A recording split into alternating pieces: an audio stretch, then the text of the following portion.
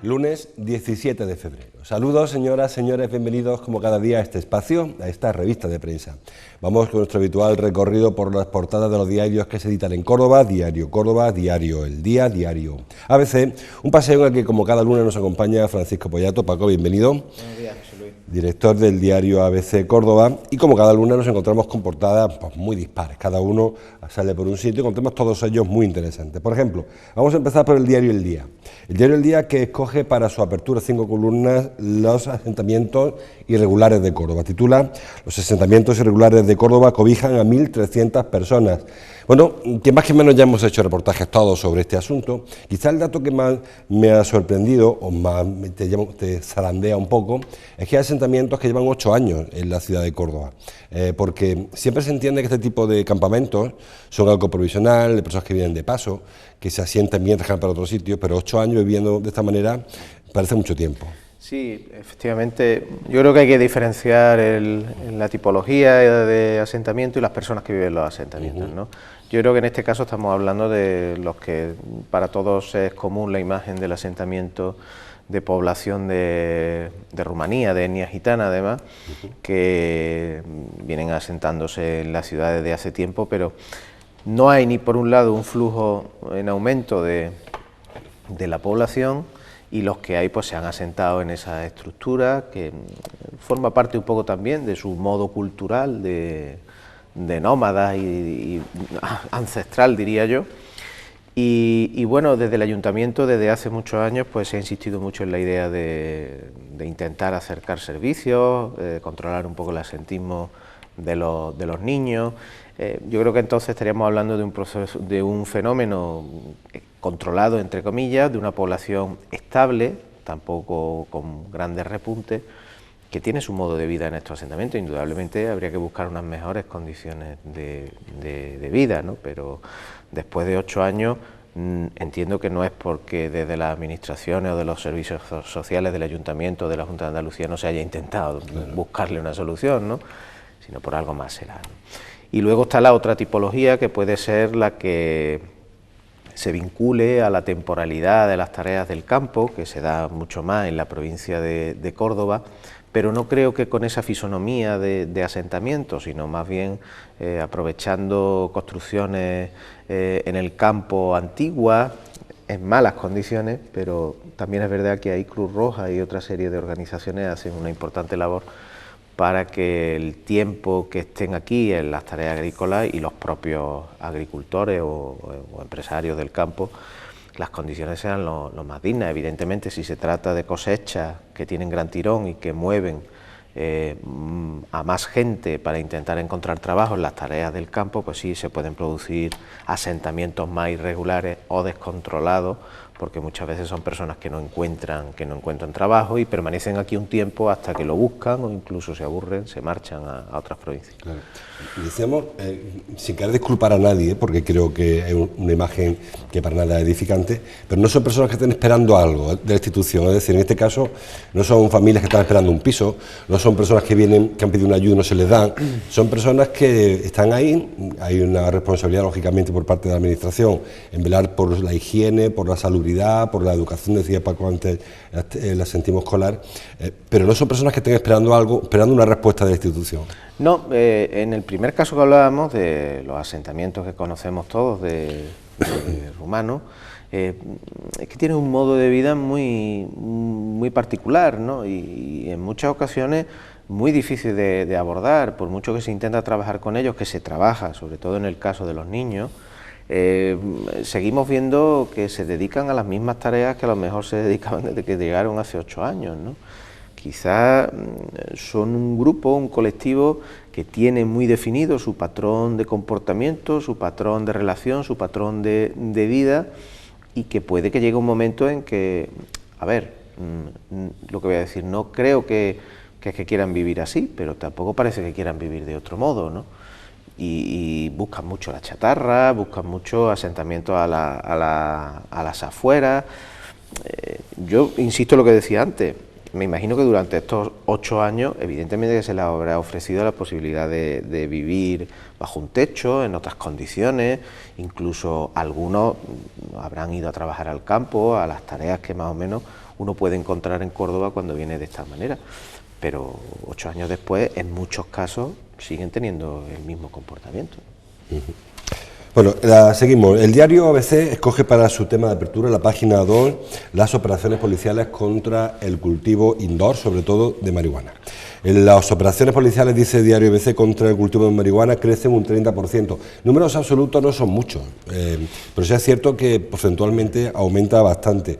Estos son plantaciones sobre todo en la zona de la periferia, sobre todo en la Córdoba de Poniente, más bien en la zona de Villarrubia, sí. Liguerón, Los Mochos, donde más se han registrado este tipo de plantaciones clandestinas. Es un fenómeno que está ganando presencia. Estamos hablando de un 30% más de marihuana incautada durante 2019, 600 kilos, pero es que ya lo que llevamos de año, que apenas son 2 meses, son 200. Es un tercio de lo que la Policía Nacional aprehendió el año pasado en Córdoba. Y aunque eso siempre es un muestreo, porque eso es lo que detecta la policía, claro. Evidentemente lo que da pie a pensar es que es un fenómeno que está alcanzando cotas muy relevantes. ¿Qué tipología o fenomenología tiene? Pues evidentemente tú has señalado la ubicación en las zonas de Poniente, quizás en el entorno de algunas parcelaciones. Son entornos más aislados, son entornos menos habitados, son entornos que ya de por sí un elemento necesario para ello, como es el enganche al suministro eléctrico, porque requiere de gran potencia irregular de energía eléctrica, pero si se producen unas parcelaciones donde también son irregulares y se producen esos enganches irregulares, pues parece como queda más difuminado en el paisaje. Aunque también se da en el entorno urbano, en los distritos de Levante, Sur principalmente, pero ya digo, es un fenómeno que está alcanzando unas cotas cada vez mayores, ¿no? Porque también en la provincia la Guardia Civil hace cada 2 por 3 operaciones con intervenciones de importantes plantas. Sí. Hay que recordar que son plantas, como decía Paco, se requiere una nave en la que hay que colocar unos focos que calienten porque hace falta una temperatura especial, lo que requiere un enganche irregular que habitualmente es donde salta por parte de Endesa. Cuando detecta que hay un consumo extraordinario en una zona, lo comunica a la Guardia Civil, que va hasta que encuentra la nave donde hay un aparato de estos enchufados. Pero parece que hay también cierta connivencia de los vecinos, porque todo el mundo sabe que eso está ahí. A ver, debe ser complicado encontrarse con una situación de esta en tu entorno más cercano. Ya no es solo el gran aparataje o despliegue eléctrico ilegal, el olor es un indicio evidente de que hay algo extraño de repente en tu calle o en tu barrio al que no estabas acostumbrado a tener. Me imagino que, como todo, señalar y denunciar estas circunstancias pues entrañará su inquietud o su preocupación. Y a veces, ya digo, que estamos en zonas aisladas, ¿no? Diseminadas. Pensemos en unas parcelaciones donde a lo mejor se habitan un poco más los fines de semana. Es más complicado el tener más certeza de esta irregularidad, pero no me cabe la menor duda de que también tiene que haber cierta connivencia, porque no estamos hablando de una plantita, una macetita, no estamos hablando de grandes parafernalias, y ya ni te cuento en alguna otra zona donde es una vivienda, un piso, que ahí es todavía más clamoroso el poder darse cuenta de lo que sucede, aunque probablemente ahí sea donde haya más inquietud y más temor por parte de los vecinos a denunciar las circunstancias. Sí, sobre todo porque cuando hay una vivienda sí que parece que hay la visita no deseada y tal, pero en el campo es como una actividad irregular pero consentida o tolerada, o como que no hace daño a nadie, que la sensación que hay en la calle. O no se le presta tanta atención, sí. O hay cierta, no voy a decir connivencia, bueno, que se dedican a esos trapicheos y tampoco la gente entra muchas veces, sí. No quiere entrar en esos problemas. El diario Córdoba abre hoy a 4 columnas con un negocio, titula Auge del Sports, un negocio al alza. El sports son esos juegos, videojuegos que sobre todo se hacen a través de internet, juegos competitivos, y que se ha detectado efectivamente, como señala hoy Paco Merino, el nuevo jefe de deportes, un incremento importante. Bueno, también todos hemos hecho reportajes sobre este asunto, incluso hay equipos profesionales. Lo que me sorprende quizás a mí o a todos en este reportaje es la edad de los participantes, porque siempre se ha vinculado el videojuego a la adolescencia. Ahora es que hay personas más que adultas que echan muchas horas con esto y que, bueno, ha pasado ese límite, ¿verdad?, del ocio a convertirse en, bueno, en ocupar todo el ocio de personas muy adultas, incluso personas con padre de familia, madre de familia. Quizás sea algo sorprendente de esto. A mí me sorprende mucho este fenómeno. Que me sorprenda no quiere decir que sea toda una novedad, pero indudablemente me suscita las cotas que está alcanzando la cultura visual, audiovisual, tecnológica en la que vivimos, ¿no? Y yo alcanzaría a preguntarme si no estamos hablando también de ciertos elementos adictivos, ¿no? Porque hablamos mucho de las salas de juego, hablamos mucho de las salas de apuestas, del perjuicio, tal, pero bueno, yo creo que hay fenómenos que también hay que empezar a verlos desde un prisma adictivo, ¿no? Si la pelea nuestra de cada día es que nuestros hijos no estén el tiempo que muchas veces están, y como padres somos responsables, delante de una pantalla, delante de una televisión, jugando a una maquinita, esto alcanza un espacio para mí preocupante, ¿no? Porque evidentemente estamos hablando de adultos en muchos casos de 50 años, que bueno, tienen este divertimento, son libres de hacer lo que quieran, es un negocio como otro más, pero al final quiero ir un poco más a la reflexión profunda del enganche a la cultura audiovisual y tecnológica, ¿no? O quizás sea porque a mí personalmente no es algo que me llame la atención, ¿no? Y yo entiendo que haya gente que sea capaz de estar 6, 7 horas delante de una pantalla, en un local, en un establecimiento, haciendo una competición a gran escala y por el resto del mundo, ¿no? Evidentemente es un fenómeno en auge, es un fenómeno que mueve cantidades importantes de dinero. Plataformas como Amazon, plataformas como Movistar están entrando ya en la competición de estas ligas. Está a la orden del día en YouTube a los llamados influencers o expertos en otros juegos y en otras dinámicas que forman parte del día a día de los chavales y de los adolescentes. Y evidentemente esto alcanza una dimensión ya casi deportiva, ¿no? Con unas reglamentaciones, con unos juegos, y bueno, es un fenómeno que empieza a proliferar en Córdoba, donde ya hay un equipo. El otro día, sin ir más lejos, el Córdoba Patrimonio de la Humanidad presentaba su equipo de videojuegos y de sports, y creo que hay un festival bastante importante en Andalucía en este sentido. Bueno, estamos, digamos, ante la condición de los nuevos tiempos, ¿no? Sí. Dice el diario Córdoba, 24 millones de jugadores en España, o sea que la mitad de la población juega esto. Y lo que decía yo al principio, me sorprende la edad, porque siempre en determinadas edades está incorporando la tecnología, 14, 15, 16, 17, 18, 20, pero ves como no se ha quedado ahí.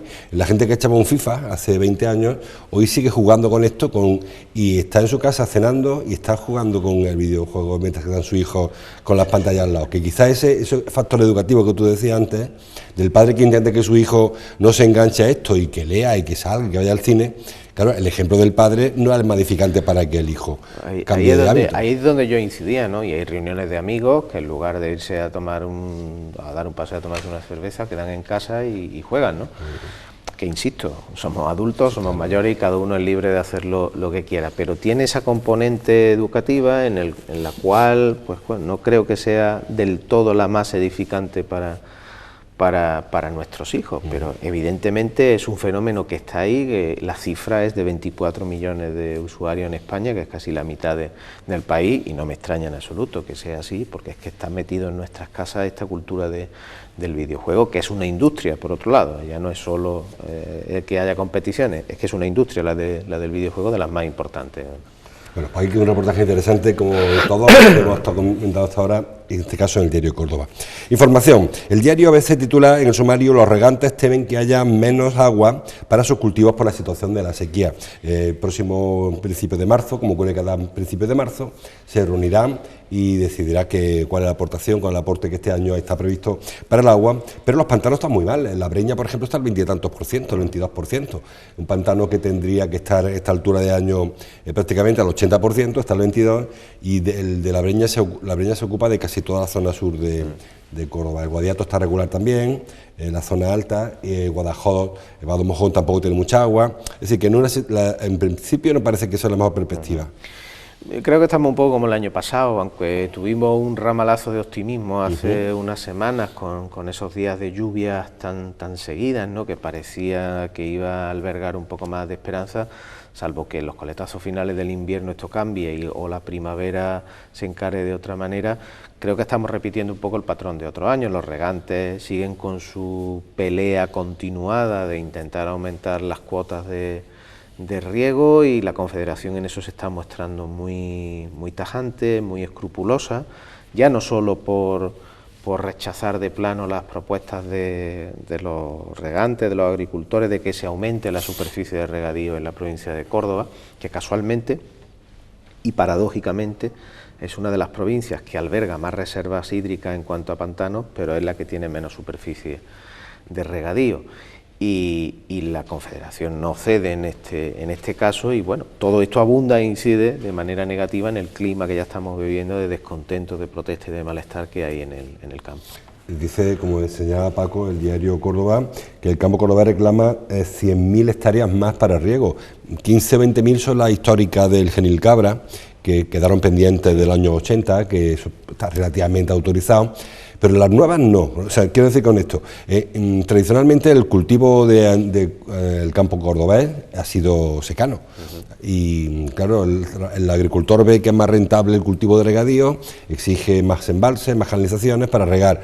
Lo que pasa es que quizás no seamos conscientes de que el agua no va a ser eterna, y que cada año hay menos agua, y que al aumentar las hectáreas de cultivo de regadío cuando hay menos agua, quizás habría que volver al secano, no sé. Sí, lo que ocurre es que ellos se dan cuenta de que en el secano, con los últimos ciclos climatológicos que está habiendo, pues evidentemente es mucho más costoso, ¿no?, es mucho más arriesgado, y se decantan pues por un regadío que asegure más su rentabilidad. Estamos en un poco de círculo vicioso. A ver, es cierto que en los últimos 10, 15 años, salvo hace unos 4 años que sí hubo un momento crítico que se decretó la alerta de sequía, pero las medidas no terminaron de llegar a ponerse en pie porque llegó la lluvia, pero es verdad que llevamos 6, 7 años donde el patrón se sigue repitiendo. Evidentemente puede que estemos en esa constatación del cambio climático, de cómo están variando los ciclos meteorológicos, de que cada vez llueve menos, y como tú decías, evidentemente los aportes de reserva hídrica en un embalse se destinan en su gran porcentaje al campo. El consumo humano realmente no consume, valga la redundancia, no consume tanto. Y ahí es donde está la gran pelea. Y ahí es donde está la gran pelea de si responde a argumentos técnicos, responde también a unos pocos argumentos ideológicos, el freno y el rechazo frontal a estas peticiones del campo, ¿no?, que lo que sigue es intentando buscar rentabilidad, incluso para el olivar, que ha sido siempre tradicionalmente un cultivo de secano, ¿no?, que es el prioritario en nuestra provincia. Bueno, pues continúa, como bien saben, las movilizaciones de los agricultores reclamando ayuda del gobierno, reclamando atención del gobierno, y probablemente se incluye también ese del riego ahora, cuando una se conozcan los aportes, se conozca el agua que se asigna al regadío para este próximo año agrícola. Seguimos avanzando. En el diario El Día, está en todos los periódicos, el diario ABC, por ejemplo, los turistas marcan el inicio de los trenes Saván entre Granada y Córdoba, entre Córdoba y Granada. También El Día, en medio centenar de viajeros se estrenan los trenes Saván entre Sevilla, Córdoba y Granada. Bueno, ha sido un estreno muy esperado, quizás con una respuesta de público más rara, porque subieron 2, me parece, ¿no?, 2 viajeros desde Córdoba a Granada, tampoco parece que fuera para tanto. Pero bueno, hay 4 viajes, 2 para... 4 y 4, 4 en un 4 en un sitio y 4 en otro, sí. que luego, sí, que en principio son estos 4 hasta que no haya bypass, dejémoslo por ahora ahí. Y parece que hay más demanda, es verdad que fue un fin de semana, que no hay... Sí, era el primero, no, supongo que tendrá que darse más a conocer. Pero era un tren muy esperado. Yo creo que positivo, evidentemente, porque las comunicaciones primero entre Córdoba y Andalucía Oriental son nefastas. Eso para empezar. Y bueno, aquí se crea un eje entre 3 provincias o 3 ciudades capitales de interior muy potentes, como son Sevilla, Córdoba y Granada. Y desde mi punto de vista permite la conexión desde Córdoba, que va a favorecer primero una masa importante de estudiantes, después el turismo, el flujo de turismo, como hoy titulaba en su crónica a Pilar García Vaquero, el enlace entre la Mezquita y la Alhambra a menos de 2 horas, y eso es importante porque por carretera es tedioso. Y luego, evidentemente, abre siempre el interés económico que puede haber en la relación entre dos capitales como Córdoba y Granada. Y además redunda en el hecho de que Córdoba sigue fortaleciendo su centralidad en el transporte ferroviario andaluz, porque tenemos la fortuna, que muchas veces no sé si somos conscientes de ello, de disponer de 22 servicios lanzadera o avant al día, entre lunes y viernes, que pasan por Córdoba. Y estamos hablando de 22 servicios que nos conectan con Sevilla, que nos conectan con Málaga, que nos conectan con Granada, y que nos permite una radialidad en Andalucía que es brutal, ¿no? A la espera, como tú bien apuntabas, de cuál va a ser el efecto definitivo que va a tener este bypass, que va a cortar, va a mejorar en la línea entre Sevilla y Málaga a costa de paradas de trenes en Córdoba, con el recodo que se va a hacer en Almodóvar, que probablemente nos quiten servicios en ese sentido. Pero quizás se compense con la llegada de la liberalización del ferrocarril. Efectivamente, con eso y con el AVE hacia Granada, porque indudablemente todos los AVEs que vienen desde Madrid y que van a ir a Granada tienen que pasar por Córdoba. Ahí no hay atajo Ahí ninguno, no hay recodo, a no ser que se inventen dentro de unos años otro bypass, ¿no? Una cosa compensará a la otra. Pero al final, en estos momentos, lo importante es el papel que tiene la estación de Córdoba, ¿no? Y que la fortuna que tenemos los cordobeses de ir a nuestra estación de tren y poder coger, si no cada 15 minutos, cada media hora un tren, que si no es un AVE, es un Avant, que nos permite estar en Málaga, en Sevilla o en Granada, en un pispás, ¿no? Y hacer negocios y atraer turistas. Yo creo que son elementos en los que hay que seguir incidiendo, porque yo soy de la opinión de que no hemos sabido aprovechar del todo lo suficiente el hecho de que la alta velocidad lleve en nuestra ciudad desde el año 92, que son muchos años, y que ahora la alta velocidad, ahora, 20 y tantos años después, está llegando a ciudades como Granada, o llegó hace poco a Zaragoza, o está empezando a llegar a otras ciudades, que no me cabe la menor duda de que en menos tiempo van a tener un mayor aprovechamiento de estas circunstancias y de esta infraestructura. Llevan algo de experiencia externa ganada, pero es cierto que Córdoba no explota esa situación estratégica, geoestratégica, y yo no veo en las campañas ven a Córdoba y desde aquí parte hacia el resto de... Pues sí. Monta tu campamento base en Córdoba. Sin embargo, sí que se hace en otros sitios. Y creo que Córdoba, que tiene el punto, que no lo hemos escogido nosotros, que no ha sido dado por la historia, el punto este de centralidad, que creo que se desaprovecha por parte de instituciones. Totalmente de acuerdo, y muchas de las campañas turísticas que hacemos, no sé si tendrían un recorrido muy sencillo y muy fácil yendo a otras ciudades donde está la red de ciudades AVE, y fomentar ahí precisamente que el AVE en Andalucía es Córdoba, la entrada del AVE en Andalucía es Córdoba, ¿no? Y que a partir de ahí tú puedes pivotar y canalizar por toda Andalucía. Pero sigo echando en falta que se trabaje mucho más en ese sentido. Supongo yo que a partir de la llegada de los trenes privados, supongo que alguna iniciativa privada igual aparece unos paquetes para comunicarse, no lo sé, estoy dando pistas a cualquier empresario que quiera poner en marcha servicios, como aquel tren que creo que existe, el Al-Ándalus, sí, que es de Renfe en principio, sí. Y que hace unas rutas turísticas. Supongo que habrá una iniciativa similar a partir de que se liberalice. Sí, me imagino. Lo que pasa es que ese tren y ese recorrido, la verdad es que no ha tenido gran éxito, pero me imagino que las nuevas empresas privadas que entren en esta franca competencia de la alta velocidad, pues ofertarán, por ejemplo, billetes más aunque ya creo que se ofertan, ¿no? Pero billetes más noches de hotel, Sí. políticas más agresivas en cuanto a la captación de viajeros, ¿no? Y al final en unos precios mucho más competitivos, ¿no? Sobre todo eso, la competitividad, porque hay otros medios de comunicación mucho más baratos y el AVE no llega a todos sitios. Y queda por ahí todavía pendiente el tramo hasta Almería, que a ver cuándo se soluciona. Bueno, más cosas, vamos terminando. El diario Córdoba, lo tienen todos los periódicos, una nota luctuosa: ha fallecido Enrique Aguilar. Titula el diario Córdoba: fallece a los 71 años el profesor de la UCO, Enrique Aguilar Gavilán. Bueno, la verdad es que lleva el hombre 5 años peleando contra el ELA, desde que se diagnosticó ha sido además se ha precipitado mucho. Sí, la verdad es que deja muy mal sabor de boca empezar la semana con la pérdida de Enrique. Enrique fue articulista de ABC Córdoba, conocido, vecino,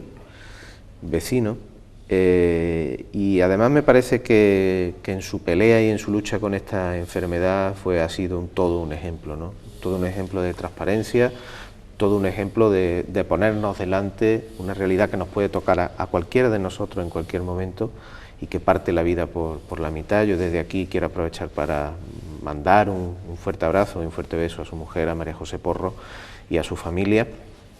Hoy la comunidad universitaria cordobesa está de luto, ¿no? Ha sido siempre un hombre muy significado en la universidad, con una vocación muy clara de defensa de Córdoba, de la historia de Córdoba. Él fue impulsor además de la fundación de la Caja Rural de Córdoba, ahora Fundación Caja Rural del Sur, pero estuvo en los comienzos con el que entonces era presidente Manuel Enríquez, en la puesta en marcha de los premios que hoy en día se reparten. Fue una de las últimas veces que tuve ocasión de compartir con él, precisamente en la reunión de un jurado, y recuerdo cómo llegaba con absoluta normalidad, ya enfermo en su silla de ruedas, pero con un ímpetu intelectual tremendo, o cómo no hace mucho nos abría las puertas de su casa con absoluta naturalidad para hacer un reportaje precisamente hablando de esta maldita enfermedad que necesita todavía mucha investigación, que necesita todavía muchos recursos. Una sentida pérdida la de Enrique, desde luego. Efectivamente, nosotros sumamos al abrazo a la familia, a María José, a su hija, y recordar a Enrique, una persona muy significada, como decía Paco, fundador también, o cofundador de la Cátedra Intergeneracional Santo Esteban, secretario general en la época de Eugenio, con Eugenio Domínguez, 2006. Muy significada en el ambiente universitario y cultural y social. Exactamente, académico también, miembro de la Real Academia, en fin. Pues un abrazo. El tanatorio, mañana habrá un responsable al tanatorio de Las Quemadas. La policía local, dice, vamos terminando ya, la policía local recibe cada año más de 3.000 objetos perdidos, una nota curiosa, anecdótica, en el diario El Día. Esto de los objetos perdidos, muchas veces, cuando yo he estado una vez en la habitación que tienen, es curiosísimo, la gente las cosas que pierde, y acaban todas en una especie de almacén, una estantería, donde se depositan todas estas cosas. Yo no sé cuál es el proceso, lo explica en parte el diario, los compañeros del diario. Tienes que ir allí a la comisaría de la policía local y acreditar de alguna manera que eres el propietario de ese objeto perdido. Lo curioso es que perdamos tantas cosas y demos por perdidas las mismas, aunque sea una redundancia, es decir, parece como que asumimos que ya no las vamos a recuperar y ni preguntamos y ni siquiera tenemos el afán de decir, bueno, y si acaso. Yo voy a contar una anécdota personal. Hace poco yo perdí unas gafas de sol en un taxi y bueno, hice una llamada al servicio de objetos perdidos que tenía la Radio Taxi y allí me dijeron que no estaba, pero he de admitir que leyendo esta información, incluso los avisos que a veces salen en el boletín oficial de la provincia al respecto, me dan ganas de ir a la comisaría, porque lo mismo realmente me las encuentro allí, sobre todo porque eran unas gafas de sol graduadas que entiendo que a pocas personas le haya podido servir, y queda ese regusto de, bueno, no nos interesa si acaso pueden estar ahí las cosas que perdemos, ¿no? Que seguro que, bueno, habrá muchos objetos de turistas que han perdido cosas, que se han marchado a sus ciudades y que evidentemente ya no van a venir a reclamarlas, pero bueno, entiendo que también por parte nuestra habrá cosas que no estaría mal darse una vuelta. Por lo menos cuando perdemos algo, preguntar por lo menos o acudir allí. Lo que sí, que decía Paco, si quieren reclamar algo hay que ir con algún título acreditativo. No vale llegar y decir, pues mira, ese iPhone era el mío, no va a colar, hace falta algo más que llegar allí a pedir el regalo que me quiero llevar en mi casa. Pero es muy interesante. Bueno, y para acabar el deporte, los tres periódicos abren hoy su foto con el el partido de ayer, el diario ABC, página 1, una foto que firma Miguel Ángel Salas, una remontada para afianzarse, titula el diario Córdoba, foto de Paco González, el Córdoba se aferra a la épica y ya es tercero, y en el diario El Día, foto de Alex Gallegos, la llamada del aspirante, los 3 casos, la celebración del gol de Iván Navarro, como decía Paco Merino en su crónica, héroe por sorpresa, un héroe que no se esperaba quizás ni jugar y acabó siendo el autor de ese gol en el tiempo casi de descuento. La épica titula el diario, no sé dónde lo he leído, por ahí anda, la épica de un partido raro, un partido malo en la primera mitad, que luego se fue en la segunda, cuando peor parecía que estaban las cosas, sin portero, con el portero expulsado, teniendo que quitar a un jugador de campo, se consigue remontar. Sí, la verdad es que un partido de los que hace afición por la remontada con uno menos, por haber ganado, por seguir tercero, porque sigue la racha positiva del equipo. Este Córdoba parece que ha alcanzado una velocidad de crucero muy interesante, que ya nos lleva al tercer puesto, con cierta distancia con el Marbella y Cartagena, que parecen ser los 2 grandes gallitos de la división. Son 5 y 6 puntos, una distancia. Efectivamente, no es mucha distancia para lo que queda de liga y sobre todo por la trayectoria que lleva el Córdoba, ¿no? Todo es positivo, ¿no? Y si además se gana de esta manera, yo creo que todavía más, ¿no? Y esto está contagiando y está empezando a crear un bonito caldo de cultivo entre los aficionados, que cada vez van más al estadio y que empieza ya a merodear la idea que, si te das cuenta, hace apenas 2 meses y medio estábamos en las antípodas, ¿no? Ahora estamos con una estabilidad económica, con un equipo que está el tercero, y hace 2 meses y medio nos veíamos en la absoluta desaparición, ¿no? Son las cosas que tiene el fútbol. Claro, sobre todo porque hace un par de semanas, como tú decías, o un par de meses, todo eran excusas de por qué no se ganó. Hoy da igual, no hay excusa, se gana y punto. Quiero decir esto, que si hubiese perdido este partido, que era fácil perderlo, con un jugador de menos, jugando de portero un chaval que no sabe lo que era casi el Arcángel, con Iván Navarro intentando meter un gol, hubiese sido un argumento muy fácil para justificar una derrota. Sí. Y ahora no hace falta justificar nada, todo viene de cara. Sí, yo creo que es que se ha conseguido por un lado reforzar la plantilla de una manera muy interesante, se ha completado una de las mejores plantillas que existe ahora en la categoría. El entrenador creo que ha cogido su sitio, ha cogido una buena dinámica de trabajo y creo que tiene las ideas claras, y que el Córdoba está haciendo lo que hay que hacer en esta división, que es ganar. Y como tú bien decías, si ayer se hubiese perdido, no creo que hubiese sido una rémora ni un cabreo en la afición, ¿no? Porque el equipo está respondiendo fuera, dentro, en casa, pero si además apeló a la épica es porque hay un compromiso de los jugadores muy importante y hay una unión fundamental, ¿no? Y esto, pues evidentemente, si podemos estar hablando aquí en un par de meses todavía de unas circunstancias mejores, ¿no? Con lo cual yo creo que todo es miel sobre hojuelas ahora mismo en el club. Bueno, pues queda todavía todo el tema de despachos por resolver, pero lo más ilusionante, como decía Paco, para la afición es que el Córdoba está funcionando y que ahora el Córdoba es un equipo a temer. Hasta ahora era un equipo, bueno, a ver por dónde sale. Cuando iba a cualquier campo, o te toca el Córdoba malo o el bueno, a ver quién viene. Hoy no, está mostrándose cada vez más como un equipo fiable, ¿no? Sí, el Córdoba a temer y a derrotar, y eso es importante. Marcha cuarto, ha superado al Yeclano esta semana, se ha pasado, lo hizo con el Badajoz, llegó en la clasificación, por delante el Marbella y el Cartagena, 6.5 puntos, bueno, equipos sólidos los dos, el Cartagena y Marbella son equipos que van a pelear hasta el final por el playoff. Sí, Marbella además muy bien reforzado y han estado ahí desde el primer momento y van a ser los rivales fuertes del Córdoba, pero insisto, el Córdoba ahora mismo es un equipo creciendo en una dinámica positiva además, con lo cual se debe esperar algo más incluso de lo que ya está ofreciendo. Bueno, pues iremos contándolo. Cada lunes también, porque el lunes nos toca hablar de deporte. Gracias, Paco, nos vemos el lunes siempre que viene. Gracias a ustedes por estar ahí. Mañana volvemos a leer juntos los periódicos. Hasta entonces, como siempre, gracias por su atención.